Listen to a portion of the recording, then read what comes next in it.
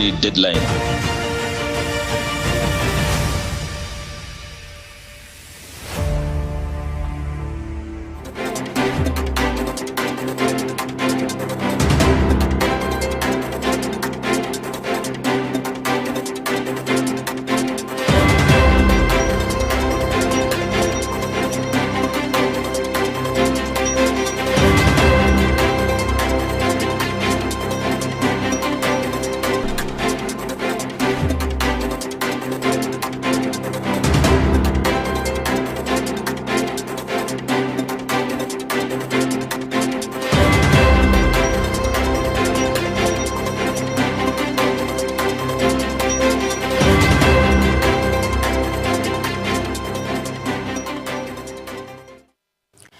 Many thanks for staying with us. We sincerely apologize for that long break due to technical issues.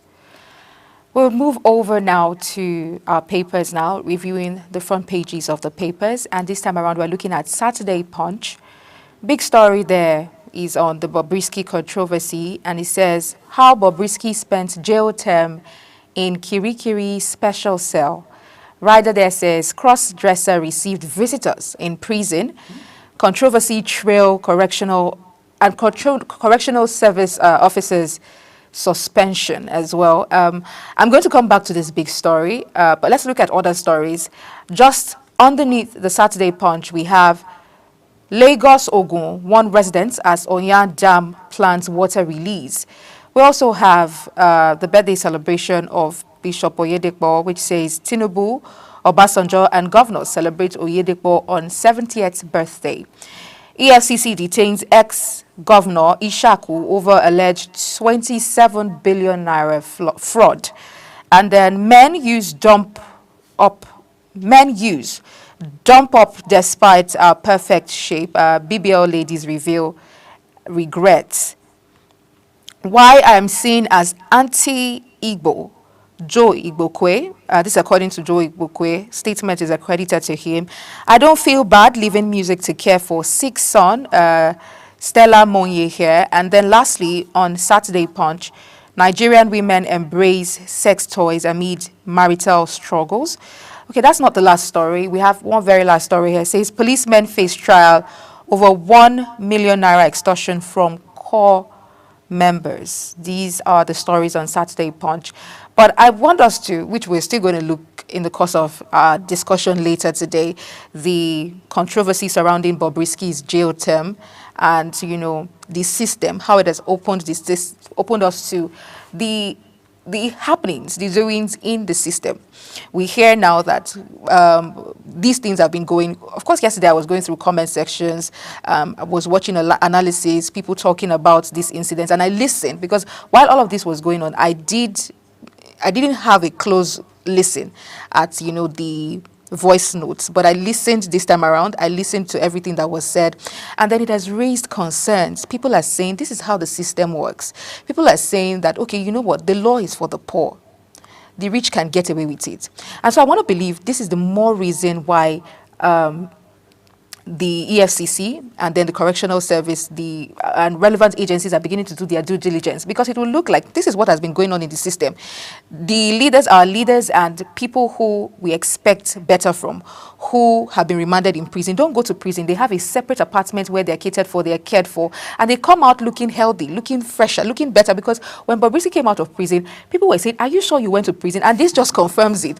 Of course, he has a loose mouth, which has, you know, opened him up to not necessarily more danger, but this time around to the law. He's going to face the law this time around because the evidences are there. You have your voice recording already, which is there.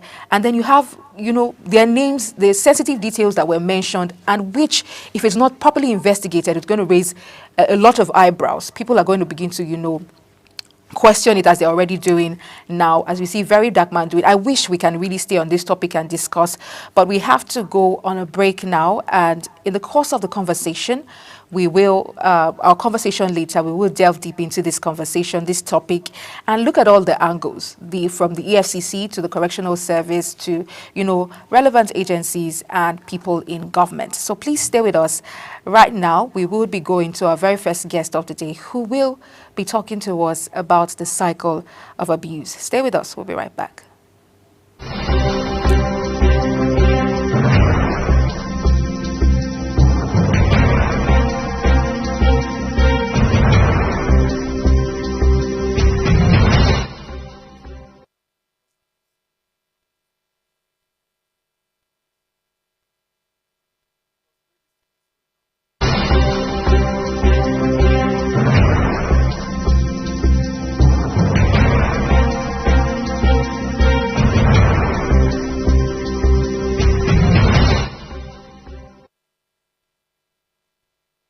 Global Morning is your ultimate destination for engaging political and economic matters. I am Uyi Agmofrebe.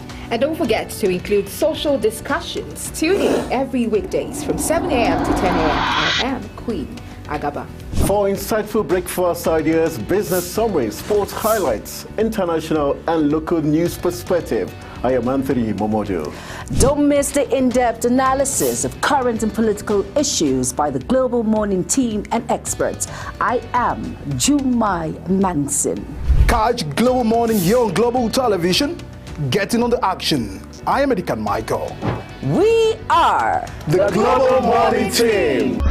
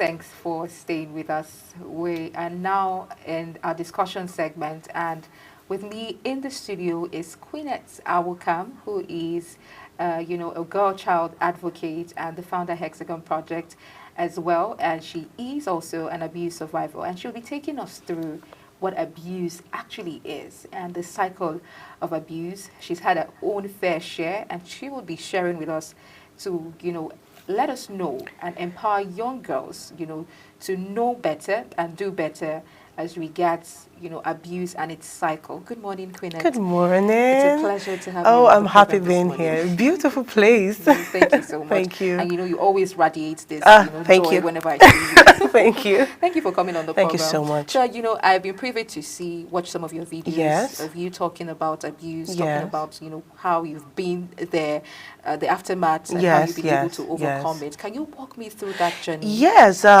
thank you once again. I have a talk show called Queen Mother's Playbook. This is for survivors of abuse, and I was abused when I was 8. I was raped when I was 15, and I know how traumatic that had been for me. I know the fear, the shame. You're wondering, what will people think if I share my story? What will people think if I say that, this happened? Would they blame me? And of course, in a society where we do not advocate so much for the girl child when it comes to rape, people are scared to talk about their experiences because of the stigma. There's still stigma. When I tell people I'm a survivor, I say it with so much confidence, and they're like, God, how did you get so bold? So the whole idea is for the ones who have been through this to be able to come out and say, hey, me too, me too. And I created that show in such a way that it's comfortable for them to be able to talk about it. No shame, no nothing. I'm an ex-beauty queen. I'm in that beauty industry. And for someone like me to come out and say, hey, this happened to me, is a big deal. And I said, look, I don't care what anyone thinks. It's time to liberate other young girls who are just wallowing in so much pain and shame and unable to share their stories. Oh, this is so inspiring. Yeah. And it's a cycle. Yes. From the beginning, and then, the realization and all Yes, of that, yes. and then the aftermath. Yes. Can you walk us through that journey, particularly because you were sexually Yes, abused? yes. So sorry about that. Yeah. But then there are different forms of abuse. Yes. But let's look at what abuse in its sense is, because there are young people who may not know that people are stepping their boundaries, Yes. even though they're not sexually abused. So walk us through that journey and then that cycle. Okay, for abuse, I tell people abuse just doesn't happen sometimes. It just doesn't happen. There's always an atmosphere. It comes with throwing very demeaning sexual comments. I personally say the moment you start sexualizing or objectifying a woman, you're already abusing. Do you understand? Because you're overstepping, you're overreaching, you're not respecting her boundaries. When you start calling out her body parts, you are overstepping. That is abusive. That is very embarrassing and uncomfortable for her. So abuse. There are just so many ways you can abuse it. Even I tell people, even verbal abuse too is a form of abuse. Why? Because it affects you mentally. Now, narcissist abuse, being in a relationship where you have an overly controlling partner, they control what you wear, control how you act in public, control and I tell people that, look, most survivors tend to fall into narcissist abuse. While a narcissist is a controlling person, they don't care about you or your emotions. They are just thinking of how to control and put you in that little box. And because you're still you're still battling with traumas, you're still trying to find yourself in your world, you're still trying to find your purpose, you're still trying to build self-confidence, it's easy for you to be a victim of a narcissist abuse. Now, even for sexual abuse, the first thing you would encounter is fear. That fear is always there. That fear, and then after the fear is shame. That's when the act has already happened. When someone snatches you or goes into your room and you tell you, shh, don't say what, that you're already crippled with fear. So after the fear, you're left empty. You're just broken. You're like, who do I tell? How do I explain it? Who will believe me? For someone like me, I was raped at 15, and it was I met this man looked at me like, oh my God, do you think you could do well in Nollywood? You're already a model. You could actually do well in Nollywood. So out of that naivety and excitement, I tell people, some of the people we watch on TV were there. in that particular place. And I tell people, once I walked in, the first thing, once it happened and I got out, the first thing that came to my mind was, nobody will believe me. First, I followed a total stranger. Nobody will fight for me. One, these people are people we watch on TV. They are not just random people. Okay? So, and of course, with the fan base and all of that, people come for you now. You're a small girl. You just went to go and do you understand? So, that is where most of my passion for everything I do. I run an NGO, non-governmental organization. I say, look, your voice is your power. The moment you begin to speak, you begin to gain strength. You begin to rejuvenate your spirit and your mind. So yeah, it's a whole cycle. If we have time, it's something we can spend the whole day talking about when it comes to sexual abuse. We're definitely going to find the time to discuss this. But let's even go back to, you said that you were raped. You started experiencing sexual abuse at 8. Yes. How was it like? What was it like? Oh, it was my class teacher. I tell people, the next safe space after the home is meant to be school or church. But just because your kids leave home doesn't mean you shouldn't spend time to investigate, or what are my kids doing, pay attention to. It was my class teacher, and it was body parts, touch body parts, do this, do that to me. And as a little girl, I couldn't quite tell what it was. I was 8, and then I'd already grown. I'd already started having, the puberty came early for me, for the early bloomers. So we didn't know that, we already started growing so. And it was just easy for him to prey on me, in the scene how naive. Of course, I was a child, and then there were times they'll send, or every other kid goes to play outside, and I'm stuck in the class with him. Maybe he's like, you didn't do your homework. There was always a reason to just keep me alone with him. So these things really affected me, and my heart just goes out to every young girl there that's battling something similar. It's a very painful experience because of the aftermath, what it does to you as an adult woman. You don't know how to communicate. You might have self-esteem issues. You might, do you understand? It all boils down to just that singular act, and some people can battle with that for a lifetime. That's quite sad. Yeah. Whether we like it or not, there are still these abusers who are out in society continuing to perpetrate this. Of course. Let's look at, because when these victims come out, the first question they're asking is, they're blaming themselves. Of course. I want you to, let us know that these victims, what should they know? What is it they should know? Those who have been abused, first of all. Yes. They're in that phase where they are afraid, like of you course, mentioned. They're scared. They've experienced that fear now. And then the next thing is they're blaming themselves. I shouldn't have been there. I shouldn't have, maybe one day is what they're thinking of ways to excuse. Absolutely. Yeah. And they're in that phase, the fear, the shame. Yes. What would you tell that victim right now who is in that first phase or in the circle of abuse, who is afraid now, who is blaming themselves now, who is ashamed? Like you said, because I listened to you, you were not able to do what you would normally do initially. And for some people, they will withdraw. Of course, you would withdraw. It affects your self-esteem, because that's fear. You can't blot out anything, and there's a shame. And now we are still in a society that still there's a stigma, whether you like it. Even as I came out, they were still like, oh wow, so you were like, but now I'm a grown woman, I don't care. I've been through that phase already, and I know what it took me to come out to speak up. This is not even about me. It's about the girls that the little girls right now that are probably watching this and they're wondering, oh my God, someone else. There's something about community. There's something about the Me Too community. There's something about listening to people who have been where you are right now. It gives you a sense of belonging. It gives you a sense of meaning. It gives you this communal advocacy, okay? And that in turn can build your confidence to be able to talk. And if you need to talk about this, please talk about it with someone who you trust, someone who is mature enough to help you mentally or emotionally. Because sometimes there comes a time where it's just so heavy on the inside, and all you're thinking of is how do I share the story, and you might just end up putting yourself in another emotional roller coaster, maybe with someone who doesn't genuinely care for you, someone who would downplay what you're saying, someone who would be condescending or disrespectful towards you after sharing your story. So you need to be sure that whoever you share your story with cares enough for you, can actually help you. We have non-governmental organizations. My non-governmental organization is there. My advocacy platform, Queen Mother's Playbook, is there. What we do is we find other NGOs and organizations who are very passionate about rape, all right, very passionate about advocacy for rape, and we link the survivors with them. Okay, so there's the Mirabel Center, there's the Amnesty International, there's Tonya Broken, Bruised but Not Broken. You know, there are different people online right now, and there are different communities right now where you can be part of. So the first step is be part of a community.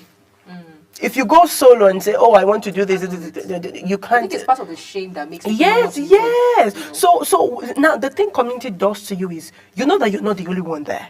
Every other person there has gone through sexual abuse. So it's easy for you to be comfortable to share your story. Oh, this happened to me. Why? Because you've heard someone else's story. So it becomes comfortable. Then with that part, you now start. That's where you start building your confidence from, really. Community. That's when you start building your confidence. That's when you start thinking, okay, do I need to report this perpetrator, this abuser to the police? How do I go about it? Because you just don't want to go to the police station and say you were abused. You know how the police, our secretary, you know how the system can be sometimes. Some of these survivors say they reported and they dropped the case, we were asked to pay money, and you know, so you want to be sure that when you're going, you have strong backing, and that's where community comes in. And I can't even talk about anything. I can't even talk about my survival journey without even bringing in my faith, because God played a major factor in this. Oh, goodness.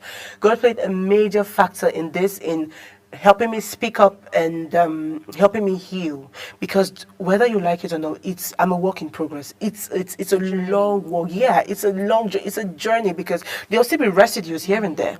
There'll be times where there will be a voice that would want to be condescending with you, or there will be something that will want to fight your self-esteem over a particular issue, and you're like, nah, I know who I am. Okay, so there will always be residues here or there, but the most important thing is you need to start the journey. It's not going to be easy. It's not going to be, you're not perfect. You're not going to be so perfect. You're not going to be perfect. But just trust your journey and let it go, because that's the next thing survivors battle with: forgiveness. Forgiveness. I said, look, not forgiving or unforgiveness is like drinking poison and wishing the next person dies. That perpetrator or that abuser probably doesn't even remember you any longer. That's just the truth. That's the painful truth. So you're stuck in that pain, in that shame, in that anger, because you would feel the anger, in that unforgiveness, forgetting that, hey, that guy has moved on. That person has moved on. I don't even remember when my class teacher, I was 8. The guy probably has his family. He's living life somewhere. Do you understand me? So imagine me holding on to something that is hurting me. Meanwhile, the person who hurt you has moved on. So I tell them, after the fear, the shame, there will be the anger. Let the anger go. The moment you let that anger go is where your freedom comes from. That's where your freedom comes from. When you let the anger go, Yeah, your freedom. But yeah. You must agree with me that it's quite difficult. It's difficult. girl, it is difficult. And like you said, it's a long journey. It's a long journey. But let's just look at the role of parents, you know, and you know, having intimacy with your children, communication. But when you were abused at 8, when you were communicating with your you see, we have a challenge when it comes to communication in Africa. We have this strong parenting. You know how parenting is in Africa. Very serious. You can't talk about certain things with your mom or with your dad. And just go to school, get good grades. That's most of the time is you're really even afraid to mention sex. You're even afraid to mention sex or anything. And I'm like, oh really? So that was the family I grew up in. If I have B's and C's, my father said, were there kids in your class that had A's? A's? I'm like, yes, there were. So why didn't you have an A? Next time have an A. So I was in that stern, he's a disciplinarian. I was in that serious environment. And the only thing we talked about were books. School, go to school, get good grades. Get good grades. If you hear anything, if anybody gets pregnant, we are taking you to the village. Do you understand? Or don't, or you know the ancient, the African, don't talk to boys. Don't let boys talk, if not you will get pregnant. You know, all these little things. And I think we need to build a safe space for the girl child to talk. At home, in school, we need a safe space for the girl child to talk. At home, we need to learn how to sit your kids down, communicate with them. We've had scenarios where kids were even raped in the house. At home. They're caregivers. Right, at home. That child is meant to be safe. So it's your responsibility to create a safe space for your children, for your child. Okay, and communication plays a role. You have to be detailed, you have to be sensitive enough. If my child, because after my encounter, after my abuse at 8, my grades went down. But then you're being scolded because they're probably thinking she's playing too much in school, and they don't know that, oh Lord, you know, if you could just communicate with me, maybe I could share this, but then it was difficult. There is always an atmosphere. I tell people, for a child to talk, you need to create an atmosphere for it. There are certain things that do not happen without it. For it to happen, for that communication to happen, for that intimacy, for the heart-to-heart talk, you need to create an atmosphere for it. And if there's no atmosphere for it, your children will not be comfortable to talk about things like that. So you need to be sure that your home is safe for your child first, because nobody will do that for you. Nobody. Nobody will do that for you. So that's about it. Communication was not just happening at home for me. At home. And that's we could link it to Yes, of course. We can link it to. So I was always in a hurry to look for, would I say safety or refuge outside home. the home. And that's a very dangerous thing. Very dangerous thing. So yes, parents, communicate with your little kids. Just talk to them. You never can tell what they will blot out. At least, you know, why sometimes you might even have communications, but because communications with your kids, at least it would help prevent, you know, abuse, help them open up and talk to you. So we must understand that, you know, some circumstances could be beyond our control, like rape, for example. Of course. This child might be out there and, you know, get raped. But let's talk about the perpetrators of this evil. Pedophiles, you know, these abusers, and, you know, all of them. Why, as a victim, we want these victims to heal, to forgive, to move on. How do we even begin to address this issue of these abusers so that we don't even have repeated occurrences again? What do we begin to... The thing is, even the Bible said the hearts of men are desperately wicked. There are certain things that are actually beyond, like you said, beyond our control. We can't control the twistedness of another person's mind. The only thing we can do is protect ourselves from them. There will always be the bad guys on earth. There will always be the good people, there will always be the bad guys on earth. The question now is, how do we protect our young ones from this? Because we can shout, say no to rape as much as we can, but we need to be realistic with ourselves. These perpetrators are everywhere. In the workspace, at home, hospital, in school, in the government. They are everywhere. So you can't even begin to say, don't rape, and now some or most of these perpetrators know that, look, you can't say anything, you can't talk. Because they're in power. Do you understand? You can't talk, apart from the fact that they're in power, they know how our society and our system works. If you come out, nobody will believe you. We've had situations where people that had just been raped came out and said, look, they said I shouldn't tell anybody, and they said that if I tell anybody, nobody will do anything about it. There are perpetrators that beat their hands on their chest and say, you can't do anything about it. They're pedophiles. I'm from Cross River State. Cross River State. There are certain communities there where once you're part of what we do is teenage pregnancy. We advocate for teen mothers. Teen mothers that drop out of school, we try to send them back to school. We try to help them build their confidence back. Because it's all part of pedophilia. It's all part of abuse. As a young girl below 18, you see someone as early as 12, 13 years with a baby. That's rape. Really, that is actually rape. Because she's not up to 18. But then because they are in those rural communities, I tell people my target is the rural communities. That's where their voices are buried totally. They can't even talk. They can't even talk. Some of them are being raped. I met someone who was being abused by her father. And her mother knew. The man was abusive towards his child and was violent towards his wife. Her father. What kind of life do you think that girl is going to grow up to? What the emotional damage? You can imagine that. Then you go and say, take this guy to prison, take him to court. The mother is coming to beg. Please don't arrest. What? There are situations where, one happened recently in Calabar. The man sexually abused this little girl. And the parents were asking for money for compensation. Don't worry, just pay us this one so we will bury this kid. The parents. Now, I don't know if it's from a place of ignorance or they were just plain wicked. I can't even find an excuse for it. But then again, it's because the society does not even encourage survivors to come out and speak. You don't encourage a survivor to come out. Maybe if we start creating safe space, we say, see, if anybody touch you, come and tell me. We would deal with them. And then nobody uses the law to bypass. Do you understand? One of my major, when I was younger, one of my major interests was that God, I want to be a lawyer. I just want to be locked, and the goal was just to be locking perpetrators behind. But that's a worthy passion. Yes, that's why I'm very passionate.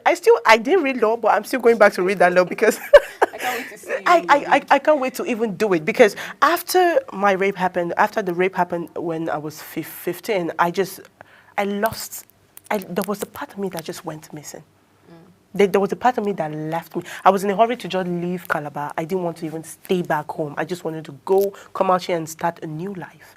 So everything about school and law, the admission we're even struggling for the law, I didn't get it. So it was like everything just went down for me. I was like, you know what, maybe it's not for me. I should go out here and start a new life. I came here as a teenager in Abuja, young model, usher, trying to get my way through, and trying to build something for myself. But when God asked me to come out here, he said, Queen, you've always been an advocate. Your voice is strong. You have to go back and get that degree. You're most likely going to lock the perpetrators up, but I want you to equally learn to help others heal from a place of love, not anger. Channel that anger, channel that emotion into passion, into love. Think of the next woman. Start with therapy. Start with helping other women heal so you can understand what it is you're doing and how to do it well. This is so beautiful. Yes.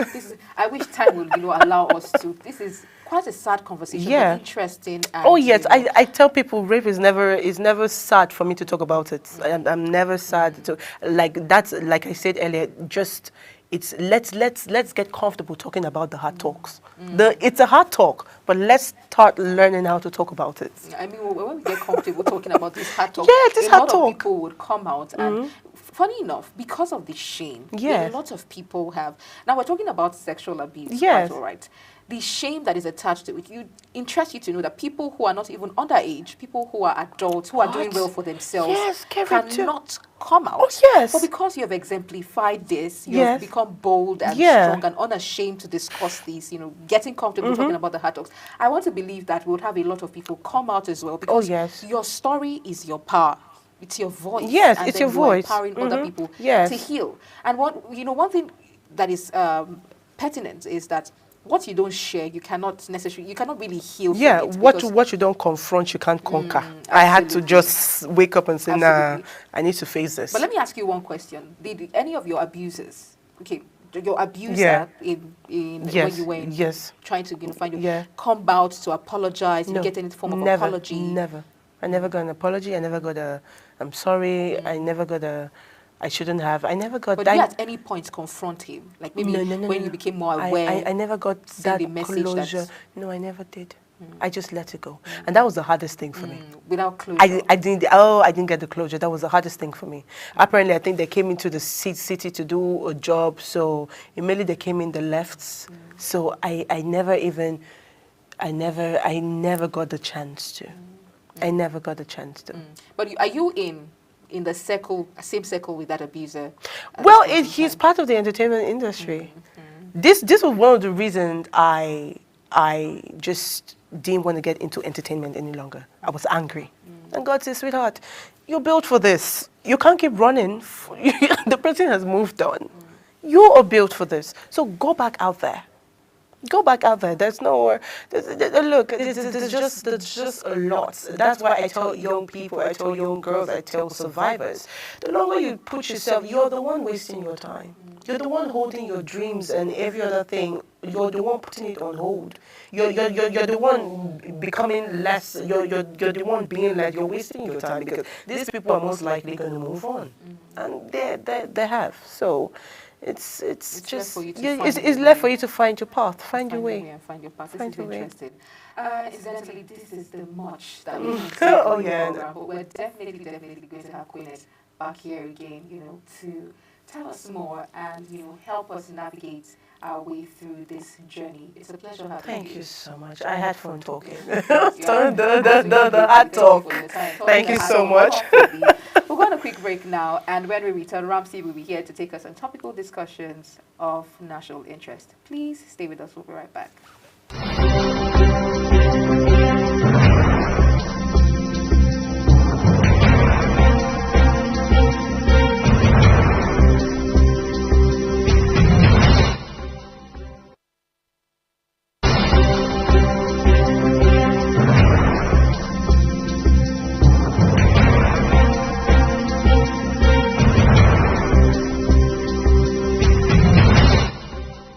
Global Morning is your ultimate destination for engaging political and economic matters. I am Uyi Agmofrebe. And don't forget to include social discussions. Tune in every weekdays from 7 a.m. to 10 a.m. I am Queen Agaba. For insightful breakfast ideas, business summaries, sports highlights, international and local news perspective, I am Anthony Momodu. Don't miss the in-depth analysis of current and political issues by the Global Morning team and experts. I am Jumai Manson. Catch Global Morning here on Global Television. Getting on the action. I am Edikan Michael. We are The Global Morning Team.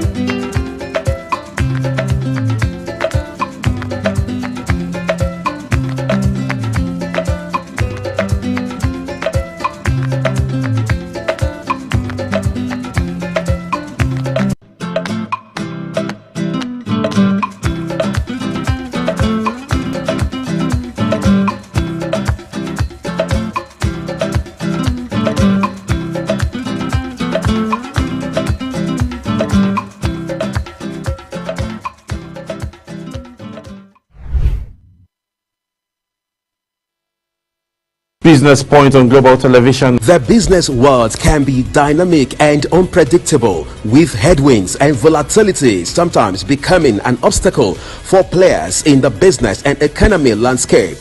Watch Business Point on Global Television as Samuel Oji walks you through the twists, turns and curves in bands, stocks and crucial market indices from a global standpoint. Watch Business Point weekdays on Global Television at 11 a.m. West African time.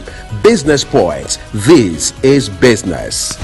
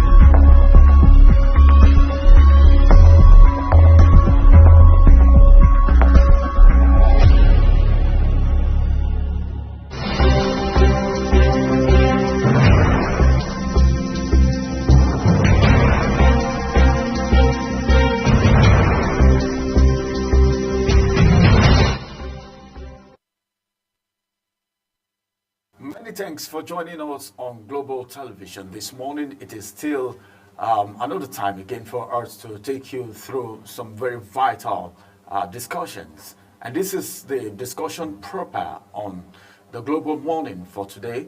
And we will be talking about something that has to do with the independence that is forthcoming, the 64th independence of Nigeria. And apart from that, so many things have transpired, and for the fact that some ministers, according to what is making round in the media, are lagging when it comes to defending the reforms of this administration. It's going to also form part of our discussions today and every other things happening from the political scene. My name is Ramsey Enoch. Once again, it's so good to have my guest in the studio right here. Victor Giwa is right here. Good morning, sir. Good morning. Thank you for having me. Thank you very much. Victor Giwa is the National Coordinator Advocates for People's Right and Justice. So this morning, let's quickly look at what we really want to talk about as far as the independence is concerned. And ahead of the forthcoming 64th Independence Day anniversary celebration that is going to be happening on the 1st of October, ministers and top federal government officials have already highlighted the progress made under President Tinubu's administration amidst the crisis that has actually bedeviled the nation, the hunger crisis, the hardship that is everywhere. We don't need anyone to actually tell us before we know that Nigerians are going through so much. And by a large portion of the Nigerian populace are the ones feeling this. And Minister of Information and National Orientation, talking about Mohammed Idris, stated that President Tinubu is implementing a series of transformative policies and reforms that are actually designed to address past missteps. That caught my attention, to address past missteps. And not just that, also to position Nigeria to emerge as a formidable economic superpower very, very soon. You know, one of the things that a lot of people talk about when there is a reform is the fact that, well, we inherited. But as it is right now, looking at the topic of the day, all right, Tinubu's minister fail or maybe fumble, or as the case may be, to defend the reforms. How does that sound? Some persons may be thinking this is another political statement coming from the media. But what do you think? What's your own perspective to that write-up making rounds in the media, especially in the leadership newspaper of yesterday? And there were a lot of reactions coming from Nigerians regards that. So from your own perspective, what do you think of that statement? Well, thank you very much.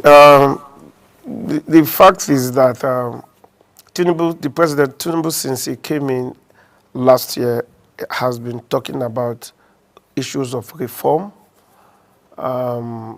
reform in the reform to the economy, education reform, reforms in other sectors, and people have been talking about what the president will do, what he did in Lagos State as a former governor of Lagos State. And so, if you ask me, for say, what is the reform that the president wants to do or plans to do, I cannot lay my hands on that reform. However, I believe that maybe the persons who have the blueprint of the reform should be the ministers.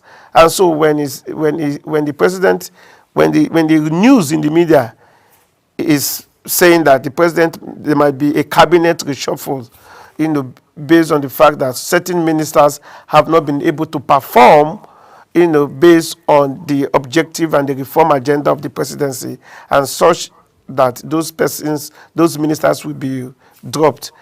So, and the president, I heard the president said that the minister should go and defend the reform, what they should go and tell Nigerians what they have done and what, so it is neither here or there. Because if you ask me or ask anybody, what is the reform we are talking about?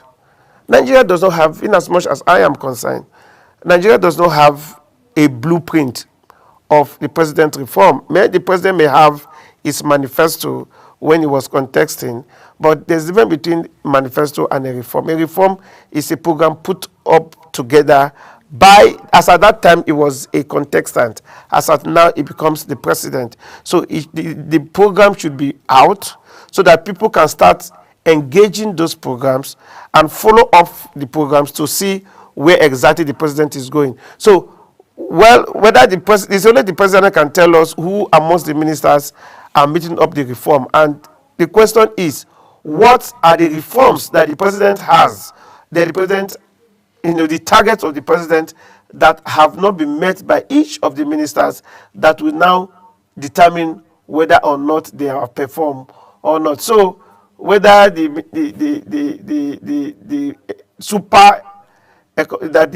idea to make the Nigerian economy a super power soon, according to the Minister of Information, it is just, to me, mere words. There is nothing to show on the ground that the president has such reform programs that is targeted towards making the economy a superpower soonest. But we're meant to understand by this administration, when this administration came into office, they came with the Renew Hope agenda.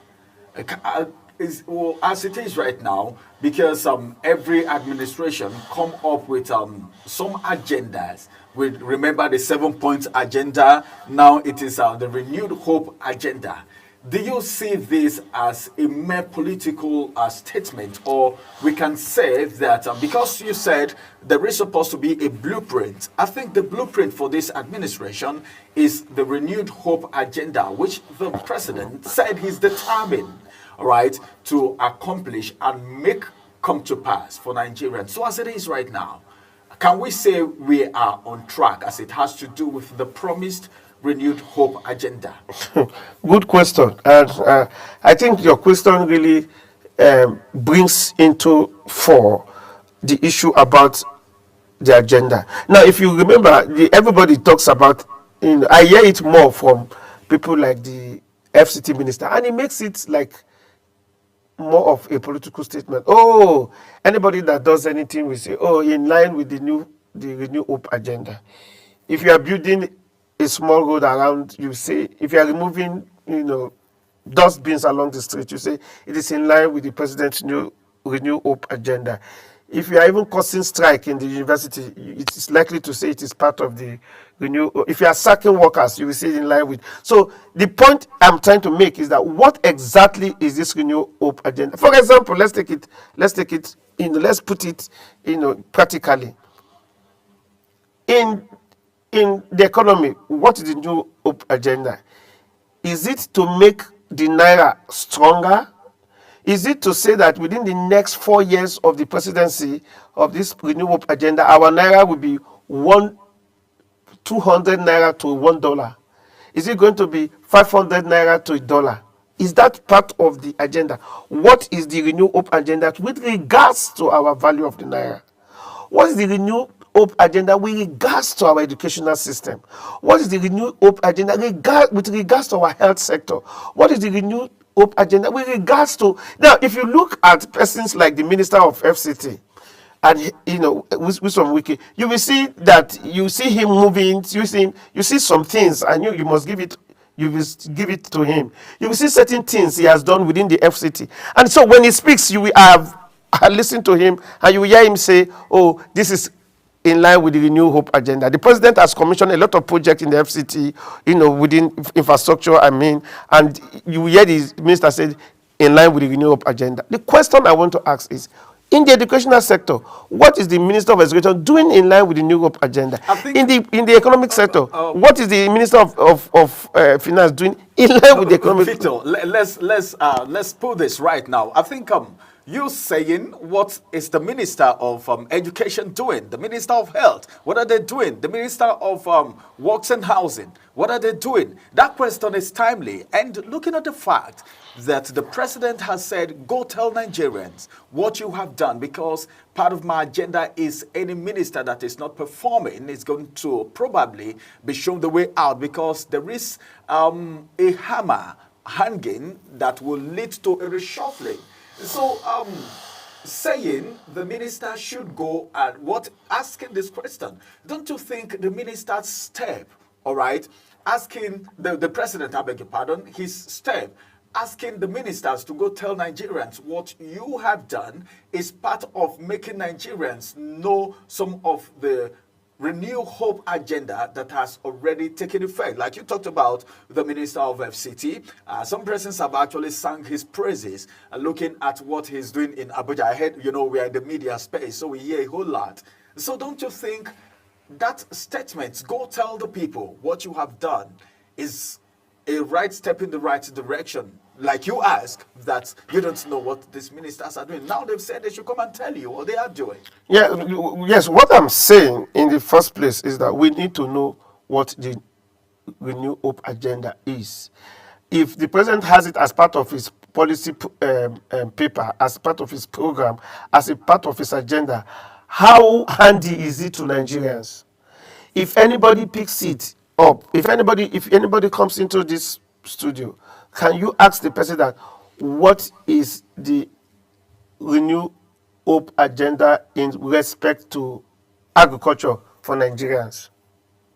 Looking at the Renew Hope agenda program, what is the program in respect to agriculture? What is the Renew Hope agenda in respect to education, like I said? Do we know it? Have the president been able to drive it home to Nigerians?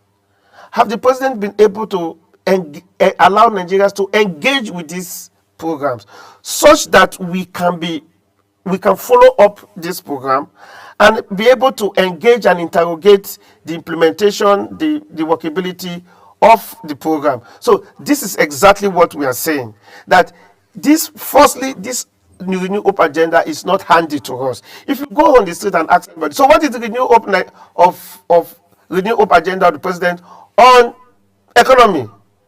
I mean, people will be looking at you as if you are making a political statement. People will be looking at you as if something is wrong with your head, because to them, the only thing they have seen is the fact that when the president came in, subsidy was removed. The only thing you will see is that when the president came in, the value of naira, as at the time the president came in, it was 750. Now it is about 1,650. So as at the time the president came in, the price of rice was about 45, 50,000, if I'm not mistaken.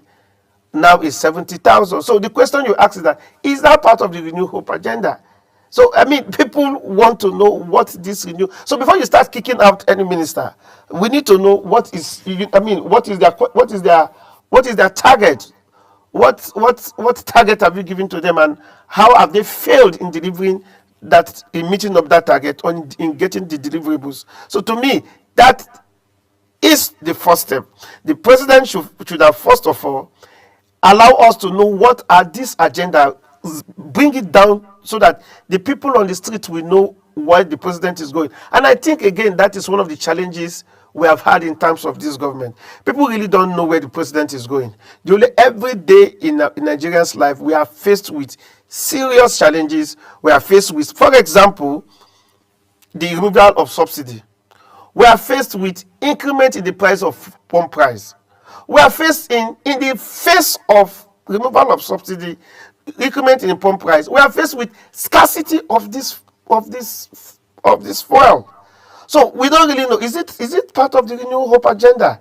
So I mean, we really need to interrogate what this agenda is before we can now start checkmating these ministers to determine whether or not they have lived up to the billing, and that if they deserve being kicked out. No, but when people are not given an agenda, when people are not given a goal, there's no point marking them. You see, when they said it is not enough for you to have a goal, it is enough for you to show people where they are going. Because if you don't show them where they are going, you cannot penalize them from going nowhere. Are you trying to say the ministers don't have a goal? The president, what I'm saying, that the president set up a goal for each of the ministers. I think that's part of the reason he's asking them to come talk to Nigerians, because before these ministers actually came into office, they were interviewed and screened, looking at their capacity. Because when the president was coming into office, we were made to understand that he was going to be working with technocrats, people that are professionals, very intelligent set of people. And the National Assembly actually screened these individuals, and they were given these offices to man. As it is right now, they must have their pursuit, and they should also have a goal, because as a minister, you get into an office, even without the minister, though I know the president must have given them a goal and a target.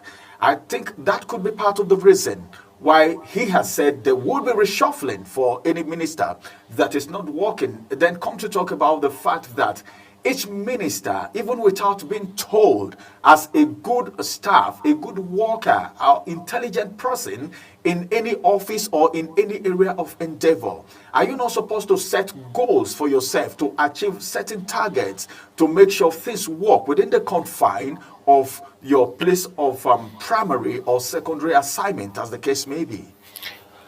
Now, you see, a minister under the Constitution, as a lawyer, a minister under the Constitution is an agent of the president.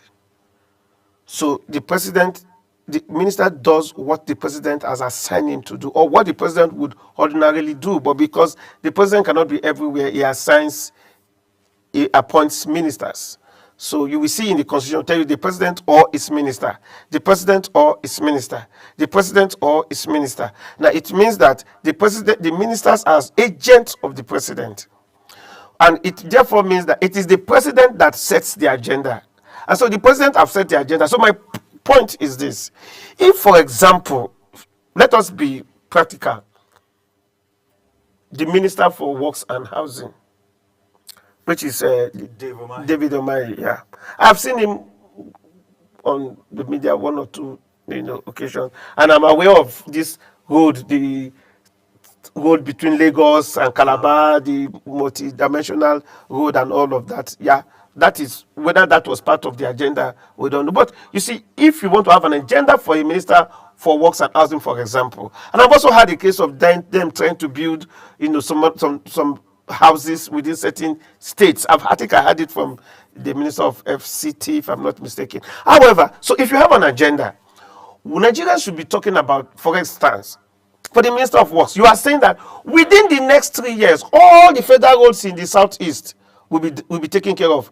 Or within the next 2 years, all the federal roads in the northeast will be taken care of. Or within the next 2 years, all the federal roads will be attended to within the south-south. I was watching the TV yesterday, and I saw one of members of the House of Representatives from Delta State saying that the road between Delta and Onitsha is so bad that it has impaired economic activities and it has increased crime and all of that. So the Minister of Works and Housing, what is his portion of the Renew Hope agenda? Is it the 1 trillion way between Lagos to Cross River? So we must have it in short term and in long term. So the minister, by the time you see the minister, I should be telling you that, one of my own part of the Renew Hope agenda is to make sure that all the federal roads within the northeast or within the southeast, within the south side is taken care of. So I'm busy trying to look at the roads, trying to address those issues. I've identified that there are 5, the road between Lagos, between Abuja and Edo State is bad.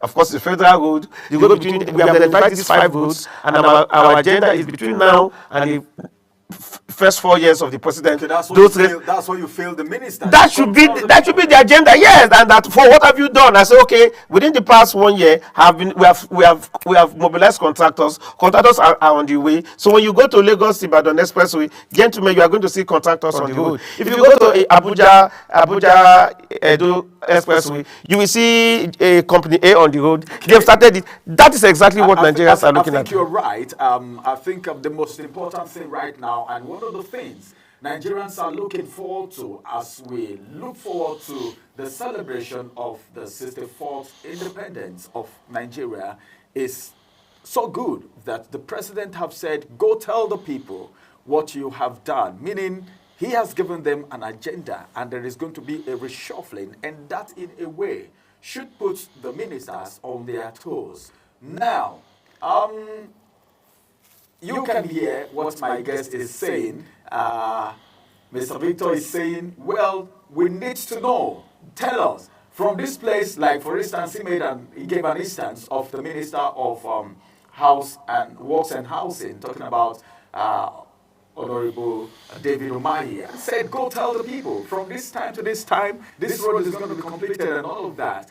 Well, global television is a platform that can actually pass such messages across to Nigerians. So global television is open to ministers, so they can actually let Nigerians know what they are doing, as a matter of fact. Then, going back to the Renewed Hope agenda, the president has some 8 points that have been listed out, talking about the food security, poverty eradication, growth, job creation, access to capital, inclusion, rule of law, and fighting corruption.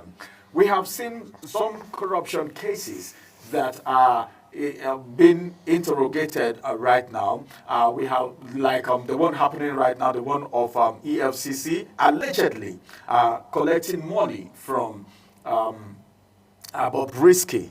Okay, then so many other things going on. Then was it a few days ago? I was following the trajectory of the Minister of Agriculture and Food Security, and I was seeing 1 or 2 things, so many things that they have done. But as it is, in Nigeria, I'm actually taking you to the fact that from my introduction, you heard that they inherited. In every administration will come out to tell you, we inherited, and we're still working. And so as it is right now, looking at the Renewed Hope agenda, and some of the things that I've seen some ministers do, even though they've not come to tell Nigerians, and I believe they will soon come to the media space, including global television, to tell the world and Nigerians what they are doing. the issue of we inherited. Is there any way that that can be put aside for every administration to work? But whether you like it or not, there is always an inherited debt, maybe a whole lot of other things that could accumulate and result to the nature of hunger and hardship that we have in Nigeria right now. Is there any way we can actually forge ahead without referring to inheriting this and inheriting that? Okay, let me even say this. I mean, your station is Global TV. I think it's even good for these ministers to take the opportunity to come and tell Nigerians globally what exactly they have done. Now, because this actually provides that opportunity for, there are some ministers that have not even spoken to us. For example, the Minister of Sport.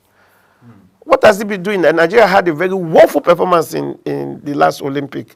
Nigeria went with over 60 contingents and came with 0 gold, 0 medals, I'm not talking about 0 medals. And countries, Eritrea, countries that are less than 2 million population, they went into that game and they came out with medals. So Nigeria, with the huge amount of money, 60 participants, you came with no medals. So, for example, what is the minister going to say about it? What is his program? Yes, this issue of inheritance, he could have said that, he was just appointed less than a year ago, and in the middle of the Olympic, about 6 or few months to the MVP games, and he had not been able to put himself together and all of that. But what is your plan in the next Olympic? What's your plan in the Nigeria African Nations Cup? What's your plan about the Super Eagles for the World Cup? Ordinary to get us a local coach has been a problem. It has been from Finidi to a Guanvon to one person. I'm looking at one sector, this minister. So, and they will tell you need to find your foot. But I can tell you where the challenge is. The challenge is the fact that some of these ministers are appointed not because they are experts in that particular field. They are just political compensation. They are just appointed for political compensation. You are close, you help us in our campaign, you know the president, you are a boyfriend to the president's friends, and you are a girlfriend to this person, to one politicians. Then they give you this appointment just to compensate you for your role you played during the election. So that is the albatross we are having. And so that is why if you make... Before you continue, I am sure the ministers, by coming to talk about this, can actually exonerate themselves from this statement you just made, right? No, but that is exactly what that has been the norm. You just appoint people to compensate their capability. At least someone have said maybe you came into office because you were compensated, and you come on a global television and you make Nigerians know that yes, you have the capacity and these are your agenda. At least that person has been exonerated from the statement you just made. Don't you think so? Well, of course, Nigerians will judge you, and your performance will justify, what you are doing. But like I'm saying, you could be able to, you must be able to, assess these people based on what they are saying and what they have done. So there are certain ministers, over 30 ministers, we have not been able to see. We only see very few of them. We only hear very few of them. So we need to know what exactly and that is what the president is saying, and I think it's fine. But my own quarrel, my own qualms with that is the fact that before the president tells us, go and tell Nigerians what you have done. Please, I want to know what the president have told them to do. I want to know the assignment that was given to them by the president. So the president will say, I've told you to achieve this. Go and tell Nigerians if you have achieved that. And the issue of people saying that, this is the problem we are getting. Anytime any government comes into power, there's always something to inherit. And they will tell you, the problem we inherited. They must also tell us the solution they inherited. It's not only there must be liabilities. Of course, you must also have your resources. So it is not only liabilities, you must also inherit some profits. Tell us the profits you inherited from, or the asset you inherited from the past government before you start telling us about the liabilities. But you are not there to give excuses. You are there to walk the talk. You are there to go there, do the job. You are aware that there are problems before you campaign for that office. On getting to that office, you hit the ground running. The president said he was hitting the ground running. We expect to see these things. But so my challenge has been, yes, it's just about 1 year. What I am saying now is, let me see where you are starting from. Let me know where you are going. If I know where you are going, I can be patient enough to follow you. But Nigerians are not patient, and you could see the pressure. I mean, within the tenure of this government, we've had about 2 major protests. We've had 2 NLC strike, and we have 2, and there's even threat of having a nationwide protest, hunger protest on the 1st of October. So the question is, I was on a particular TV station when the protest was going on. Before the president made this speech, I was invited to speak about what we expected from the speech of the president. And after the president made the speech, I was invited again in a popular TV station that I should come and analyze what the president said. But so the question and the point I made is this: if I don't know where you are going, I will not want to follow you.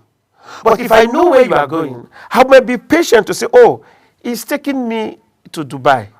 But I was told that Dubai, from Nigeria to Dubai, is an 18-hour drive. I know what Dubai looks like. I will be patient to stay 18 hours in the car because I'm getting to Dubai. But when you are telling me enter a car, and where are you going? I don't know where you are going. No. I want to be sure of what you are going. That's the same thing we're saying, because it was plain. Renew Hope agenda spelled out like I told you. No, you just read something. You said food security. Yes. Job Poverty eradication, growth, job creation, capital, inclusion, rule of law, and fighting corruption. What does that sound? That sounds to me like a social study, as a subject matter in social study. That is not an agenda. When you say you are talking about food security, the agenda that is your goal, food security. What are the steps? Within the next 3 years, we are going to engage 10 million Nigerians in the agricultural sector. The emphasis will be in rice production. So if you are a young person, as a matter of fact, if I want to take up what the food agenda issue, 10 million Nigerians will be engaged in the agricultural sector. The Ministry of Agriculture will ensure that 10 million young people from the age of 18 to 25. So what are we going to do? We are going to engage all the states to say, for example, if you are from the south, what are the best food production crop you can have? They say it is rice, say it's tomatoes. You will not say, okay, if you know you are healthy, you are strong, please go to 5 states there. The federal government has this agricultural farm program. Register.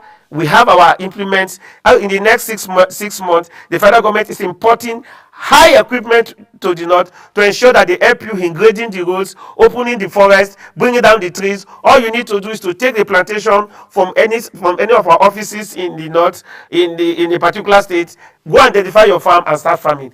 If I hear that, I can tell you that in the next 3 years, the issue of food scarcity will be a thing of the past. If you say that in the next 5 years, we are investing so much in university, or we are telling people, private persons, to come and invest in the university program, what we are calling ASU, we are paying back all the backlog, of the academic staff union of universities, and we are ensuring that there will be no strike. We are people who are in other countries, people travel to countries like Cotonou, Benin Republic, to Niger to go and to finish their education because they find out that there's a problem with our sector.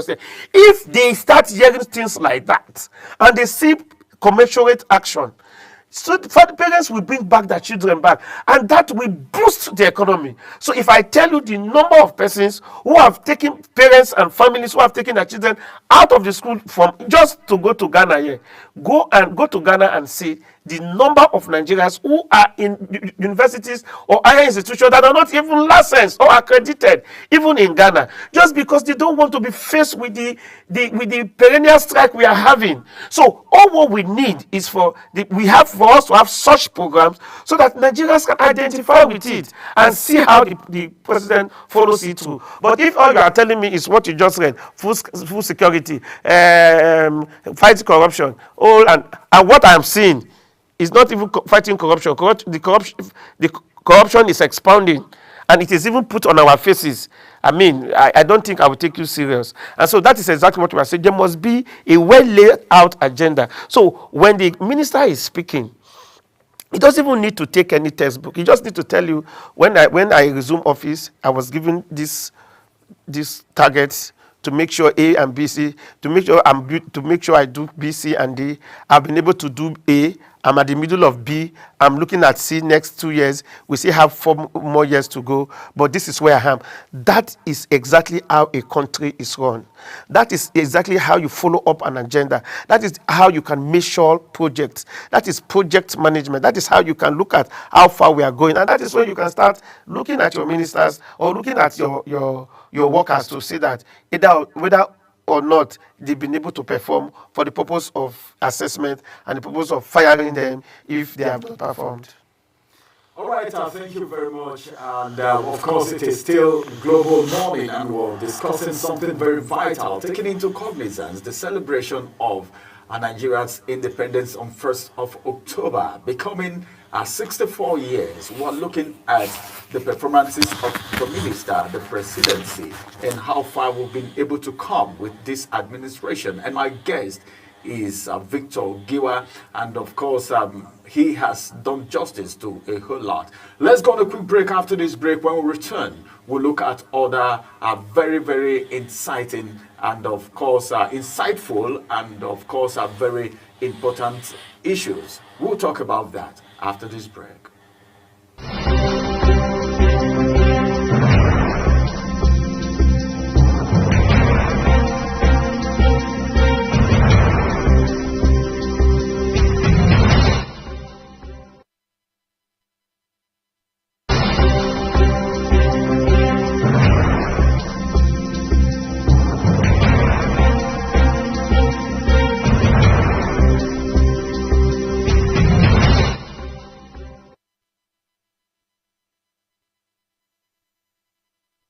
Good to have you right there on Global Morning today. And of course, this is Saturday. I know a lot of people are itching to go for their Owambes. The celebration is everywhere. But then, what is more important than getting vital information on global television? It's so good that we are talking about what's happening in the nation, and more so that the agendas of the federal government, the president in particular, and ministers are being unfolded one after the other, looking at critical issues in the country. Let's quickly look at the celebration. The president has said the celebration of the 64th independence of Nigeria should be celebrated in a low key, probably looking at the situation of the country. Then talking about coming up for a protest on the 1st of October, like you made mention of it. I don't know how that will go well in a day that Nigerians are supposed to be celebrating. Looking at the whole scenario and how we got to this place, what would you have to say about Nigeria at 64, then the issue of protest? I don't think it is supposed to be at all when it is actually supposed to be time for celebration, Mr. Victor. Well, it's sad that at 64, I imagine a 64 years old man, how the person will be looking at. At 64, you should be thinking about departing. You should start planning on how you can depart this earth, but Nigeria is 64, and we're even trying to we're still talking about basic things like power. Basic things like food. People are protesting that they are hungry. If you're a citizen in this country, I mean, you are not known because there's no data. You don't have information that the government. If you die tomorrow, nobody can ask you what happened to you. That is how bad the situation is. So there is really, it's really it's very, very bad situation. But we pray. We are looking for the renewed hope. When the President Tinubu said, "Say renew hope." Hope is not a strategy. So let's just pray that he gives us hope. But whether we still have hope is the question I cannot answer. If you're alive, there is hope for any man that is alive. Okay? No, when you're alive, there is hope. I think in that case, we need a pastor and an imam than the politicians. The kind of hope we need when we're alive is not that kind of hope we're talking about. A pastor can tell us about hope. An imam can tell us about hope. But we don't need the hope from politicians. Politicians need to put work into action. What we need to say is the work, not yes, it's not hope. The mere words. Yes. Then, finally, because we're already rounding up in just 1 minute, what would you have to say to Nigerians as they await that great celebration, even though the president has said, well, the celebration should be in a low key? Well, we are looking, Nigerians are looking up to the president. We have so much expectation. We believe, Nigerians, seem to believe in the president before he became president. We just pray that our hope will not be dashed. We just pray that the president, like he said, he wants to reshuffle the cabinet, maybe with the aim of ensuring that he comes in with people who can do the work and walk the talk. And that's what we're expecting. Nigerians, let us keep moving on, keep believing, and keep trusting that the system will be better. Okay, what if you wake up tomorrow and you hear that fuel is now 400 naira or 600 naira? How would you feel?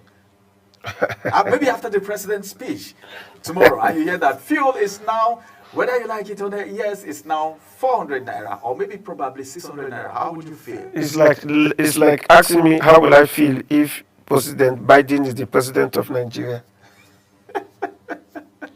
So I don't have to feel anything because I know it's not possible. It's not possible? Yes. All right, that's you bet. I'm so hopeful right now that something positive will come out of the president's independence speech tomorrow. Okay, let's hope. Let's keep hope alive, Nigerians, because when there is life, there is hope. And of course, we are getting somewhere. And gradually, with your prayer and your efforts as Nigerians, we will get to the promised land. And as it is right now, very soon after the whole thing, we will get to know that the program, the agenda of the president will come to pass. Queen Agaba will be joining me as we bring Global Morning to a close after this break.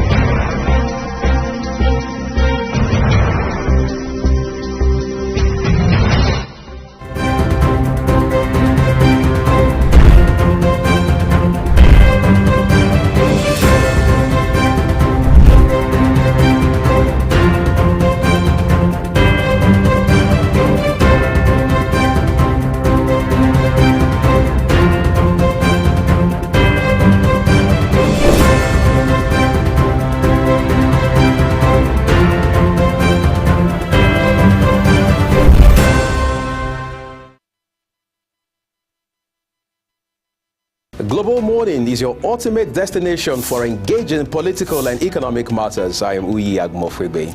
And don't forget to include social discussions. Tune in every weekdays from 7 a.m. to 10 a.m. I am Queen Agaba. For insightful breakfast ideas, business summaries, sports highlights, international and local news perspective, I am Anthony Momodu. Don't miss the in-depth analysis of current and political issues by the Global Morning team and experts.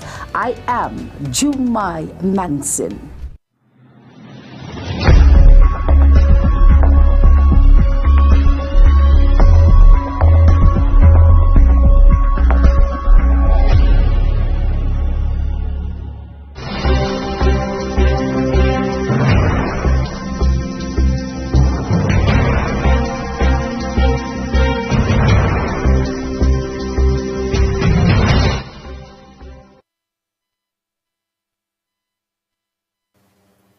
It's so good to still have you right there on global television. Well, Nigerians are so expectant, more so that in just 2 days from now, it will be the 1st of October, and the president will be rolling out his 1st October speech. But then, I think the only thing Nigerians are interested in hearing right now is that you can now go to the market with just 5,000 naira and come back with your cellophane filled up. Not like the way it is right now, Queen. Except that we magic. But, meetings, engagements has been had. There was a press briefing last week, early this week, I beg your pardon, that was 2 days ago, where the focus was on us to, opt for a low-key independence celebration so as to enable us reflect and look back. And of course, we had various ministers there to give their appraisal so far, what their ministries have been able to do, what they're doing to alleviate the sufferings of Nigerians and to also, you know, move us to the promised land. And so it's not going to be magic, it's not going to be something that is going to happen in a blink of an eye, but we hope and we expect that relevant agencies and authorities do their bit to ensure that we have the Nigeria we all want. Like you said, I would be really, really happy. In fact, I'm opting for that. I would want to wake up tomorrow and see that I can go to the market with 10,000 naira and have my cellophane bag feel. Just 10,000 and have it feel. These days, yes, and have it feel. Because these days, you can go to the market with 100,000 naira and you still sit back and wonder how you spent that money. And so Nigerians are hopeful. I believe that 1st October would be a time for us to reflect at how far our journey is so far and to look in retrospect what would happen moving forward, what we expect and how, you know, to follow through that journey. All right, how to follow through that journey? We're all hopeful, okay? Let's see what will happen. What you just have to do is to pray for this country, do your own bit, and of course, I think you're talking about the fact that the president have said the minister should go out and tell Nigerians what they are doing. I was telling my guests, I said, well, if that statement is actually being made as it is right now, global television is one of the best platforms that can actually convey such messages. And well, we are here, and Queen, we look forward to that time, to that experience. Right, that experience. And this is going to be the size of Global Morning today. It's so good that you have been part of the broadcast from the beginning until now, and we just want you to know that so many other programs are lined up for you to make your weekend a very superb one. My name is Ramsey Enoch. And I'm Queen Agaba. Thank you for watching and have a beautiful start of the weekend. Bye. For now.